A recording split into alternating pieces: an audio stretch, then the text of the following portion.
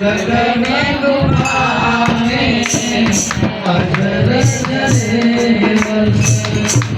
गगन गुफा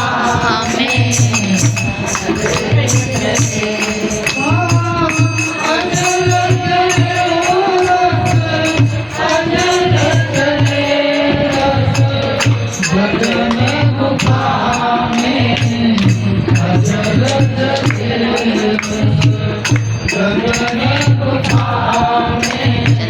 चलने दी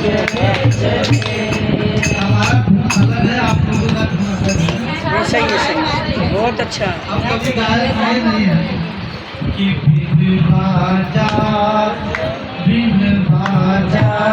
जने कार उठेगा, बिन बाजा जने कार उठेगा, समुद्र पड़े जब ज्ञान धरे, गगन गुफा में अजर जले गगन गुफा में अजर जले समुद्र पड़े जब ज्ञान धरे, गगन गुफा में अजर जले गगन गुफा में अजर जले।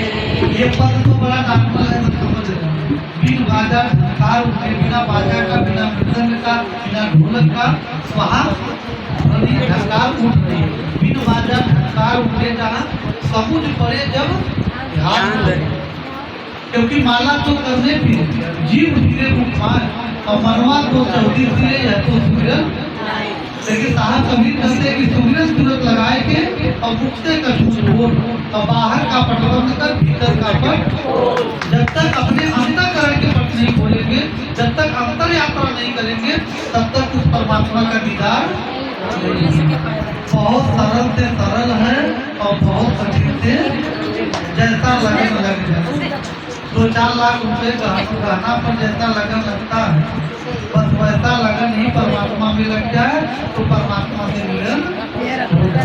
फिर साहब कहते हैं आगे कि बिन चंदा मुझे यारी दर से, बिन चंदा मुझे यारी दर से,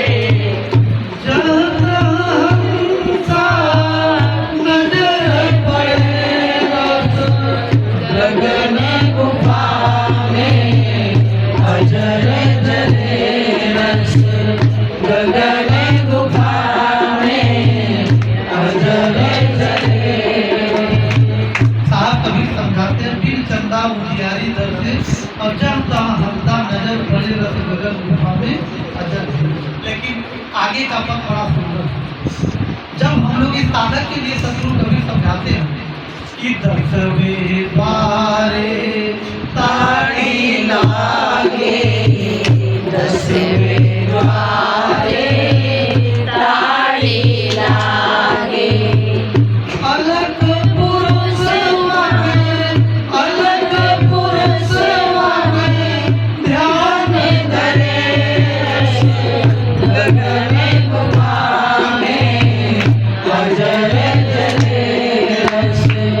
गगन गुफा में अजर जले। कितना महत्वपूर्ण पद है। 10वें द्वारे तारी लागी तो अलग, जब हमारा 10वें द्वार सूरज भवानी निरत में निरत भई निराधार और सूरज निरत परिचय भई तो भूल गए किसको। जब हमारे सूरज निरत से परिचय होगी तब परमात्मा का द्वार, तब आत्मा द्वार खुलेगा। जब परमात्मा द्वार तो खुलेगा जब हमारी सूरज, जब 10वें द्वार में एकाग्र होगी तब। 10वें द्वारे ताड़ी लगेगा, ताड़ी मतलब जब ध्यान लगेगा तो अलग पुरुष वाके ध्यान धरे। तो हम लोगों को परमात्मा का ध्यान नहीं करना है, परमात्मा की छत्रछाया स्वयं बनी रहेगी, उनकी दृष्टि हम तक पर स्वयं बनी रहेगी। जब ध्यान हमारा एकाग्र हो जाएगा 10वें द्वार पर, तब परमात्मा की जब छत्रछाया हो जाएगी तब क्या घटना घटित होगा हम सबके जीवन में। कि काल कराल कट नहीं आवे, काल कराल निकट नहीं आवे। उस साधक के जीवन में साहब कभी तपस्या से नहीं बनती है। उस साधक के जीवन में साहब कहते हैं कि जब उसकी ताड़ी लगने लगेगी, उसका ध्यान एकाग्र होने लगेगा, तब उसके जीवन में काल कराल निकट नहीं आवे, काल कराल निकट नहीं आवे। काम क्रोध मद लोभ चढ़े, गगन गुफा में अजर जले रस, गगन गुफा में अजर जले। काम क्रोध मद लोभ चढ़े रस, गगन गुफा में अजर जले रस, गगन गुफा में अजर जले।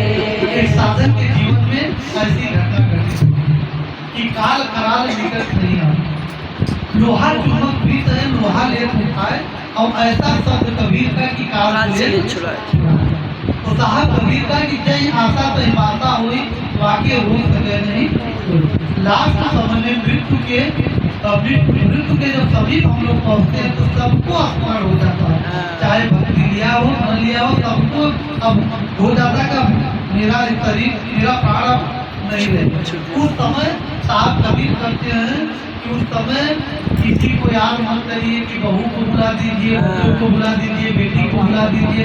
उस समय केवल उस परमात्मा का ध्यान होना चाहिए। उस समय संसार का ध्यान नहीं होना चाहिए। नहीं चाहिए आशा नहीं वासा हुई, वाक्य हो सके नहीं हुई।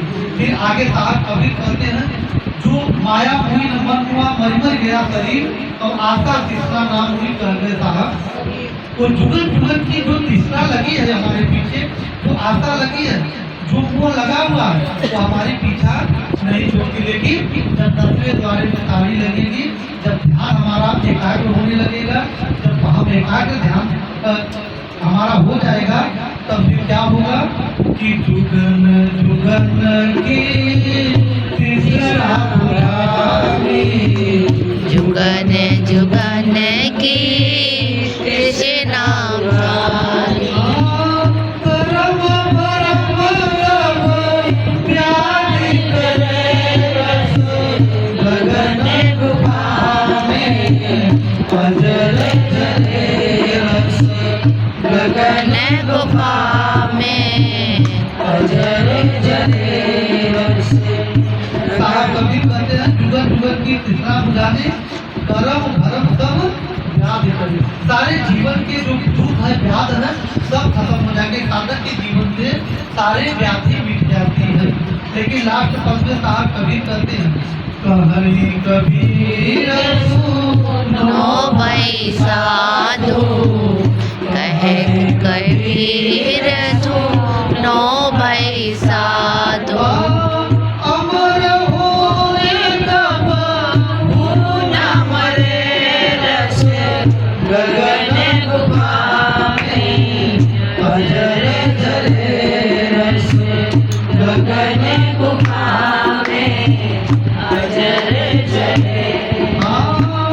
अमर होए तब न मरे रस, गगन गुफा में अजर जले रस, गगन गुफा में अजर जले। बोलिए सतगुरु देव देव की जय।